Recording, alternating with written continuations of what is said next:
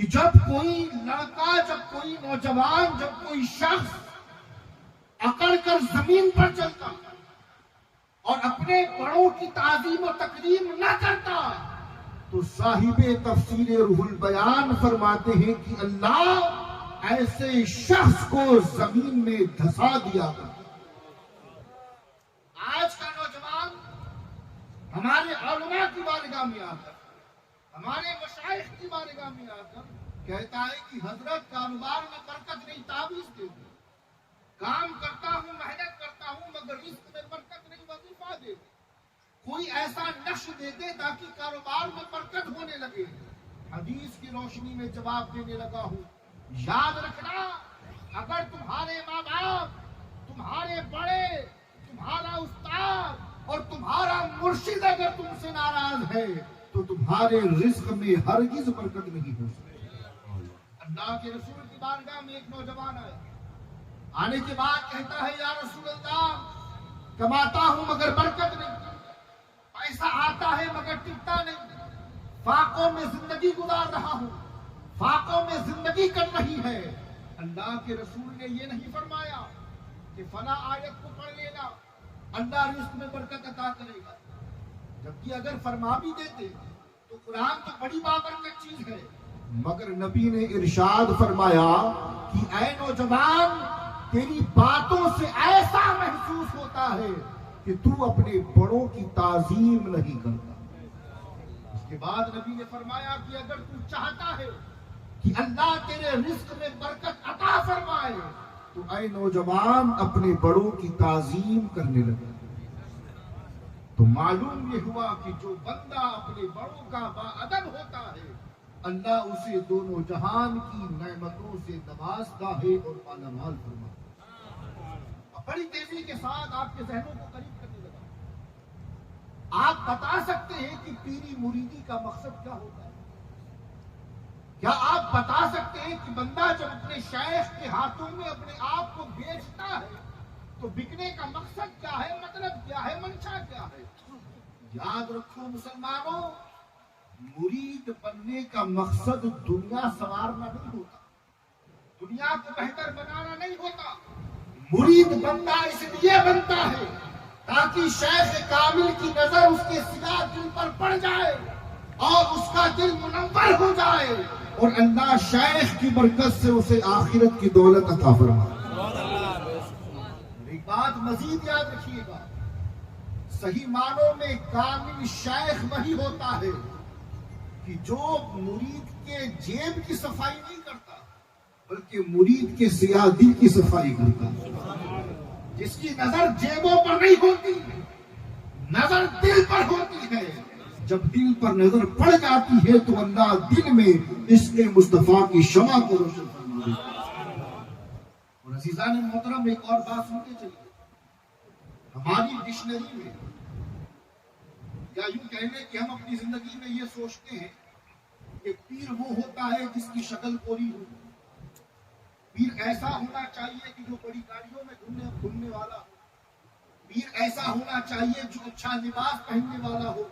یاد رکھنا، جب بھی آپ کسی شیخ کے ہاتھ میں اپنا ہاتھ دیں تو کبھی ظاہر کو مت دیکھنا، اگر دیکھنا ہے تو اس کے باطن کو دیکھنا۔ اگر تمہیں چہرہ دیکھ کر خدا یاد آ جائے تو سمجھ جانا کہ نہیں مرشد کامل۔ چہرہ دیکھ کر اللہ کے رسول کی محبت پیدا ہو جائے اور دل عشق مصطفیٰ میں دھڑکنے لگ جائے تو سمجھ جانا کہ نہیں شیخ کامل۔ تو بات ادب کی کر رہا تھا، پیر نظمی فرماتے ہیں کہ اپنے شیخ کو چھوڑو مت اور دوسرے شیخ کو چھیڑو مت۔ کیا فرماتے ہیں؟ اپنے پیر کو چھوڑو مت، دوسرے پیر کو چھیڑو مت، اپنی نسبت کو آگے بڑھائے۔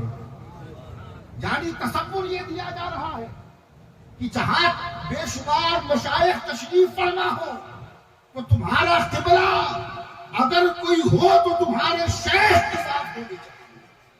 اگر دل ڈگمگانے لگے، دل کہیں اور مائل ہونے لگے تو اپنے گریبان میں جھانک کر دیکھنا کہ کبھی تمہارے دل میں اپنے شیخ کی کامل محبت کی بھی آئی۔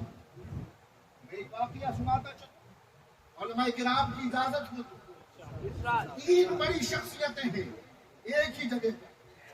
پہلی ذات حضرت خواجہ غریب نواز رضی اللہ تعالیٰ عنہ، بول دے سبحان اللہ.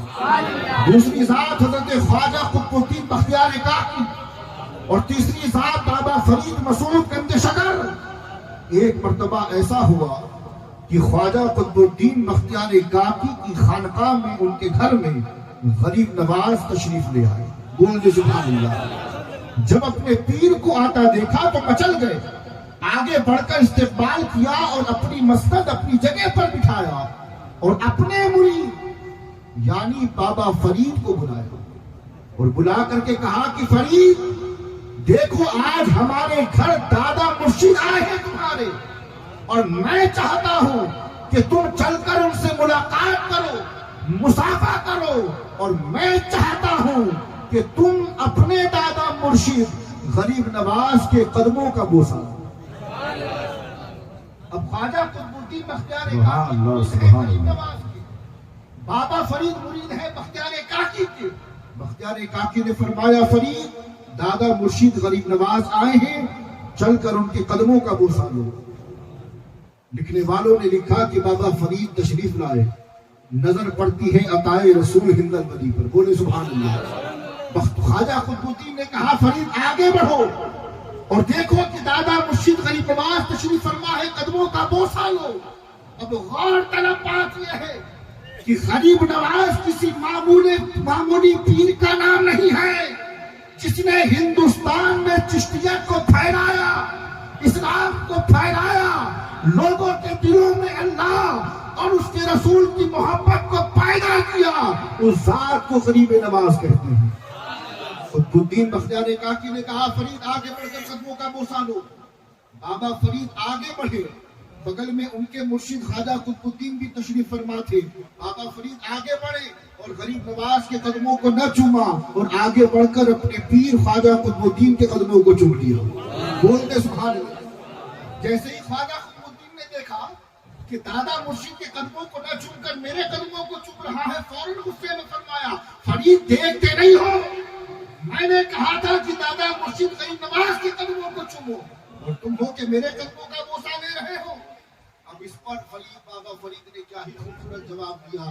کہتے ہیں مرشد گرامی کیا کروں، دل ایسا مائل ہے آپ کی طرف کہ جب دونوں قدموں پر نظر پڑتی ہے تو بوسہ گاہے مرشد پر میرے لبھائے مبارکہ آ پڑتے ہیں اور دل چاہتا ہے کہ میں فقط چوموں تو آپ ہی کے قدموں کو چوموں. سبحان اللہ سبحان اللہ. بہت اچھا. یعنی میری جگہ، جس جگہ میں بوسہ دینا چاہتا ہوں وہ جگہ آپ کے قدم ہے، میں چاہتا ہوں کہ آپ کے قدموں کو چوموں. جب خواجہ قطب الدین بختیار کاکی نے غصے میں کہا تو غریب نواز مسکرائے اور مسکرا کر کے فرمایا کہ اے قطب الدین تو اسے ڈانٹ مت، یہ تیرا مرید نہیں ہے بلکہ اب یہ تیری مراد بن چکا ہے.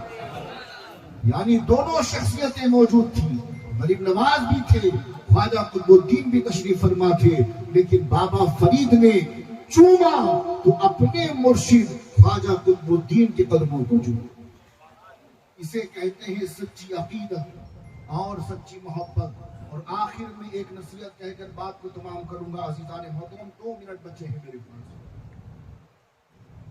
حجت الاسلام امام غزالی رحمۃ اللہ علیہ فرماتے ہیں بھئی آج کے دور میں یہ دیکھنے کو ملتا ہے کہ اگر 4 منافق آ کر کسی کو پیر کے خلاف بھڑکا دیں یا مرید کے سامنے پیر کی برائی کر دیں تو مرید کا دل ڈاماڈول ہونے لگتا ہے، مرید کا دل دائیں بائیں ہونے لگتا ہے. اچھا میرا پیر ایسا ہے، اچھا میرا مرشد ایسا ہے، اچھا میرے شیخ ایسے ہیں. یاد رکھو حجت الاسلام امام غزالی رحمت اللہ علیہ فرماتے ہیں کہ روئے زمین پر جتنی مخلوق ہے اگر ساری مخلوق جمع ہو جائے اور جمع ہو کر مرید کو اس کے پیر کے خلاف بھڑکائے تو سچا مرید وہی ہے جو مخلوق کی بات کو نہ مان کر اپنی محبت میں مزید اضافہ فرما. के बातों में ना आए, लोग कहते रहे, वो अपने दिल में मोहब्बत को बढ़ाता है। अज़ीज़ान मोहतरम, जिनका दामन आपने थामा है, उनके दामन को मजबूती से पकड़े रखो। बस इतना जरूरी है कि जिसके हाथ में आपने हाथ दिया है वो आलिम दीन हो, यानी शरीयत का जानने वाला हो, अकीदा उसका सही हो और वो फासिक मौलिन ना हो। अगर ये तीन सिफात जिस किसी में तुम्हें नजर आए, अपना दिल जब माइल हो तो उनके हाथ में बिक जाना। और अज़ीज़ान मोहतरम, जिनके चेहरों पर हम और आप हाजिर आए हैं, सैयद ताइब हुसैन गिलानी, अल्लाह इनकी मरकत पर रहमत व अनवार की बारिशें नाजिल फरमाए। और आखिर में ये शेर कहकर गुजरना चाहूँगा कि अब्र रहमत उनके मरकत पर गौहर बारी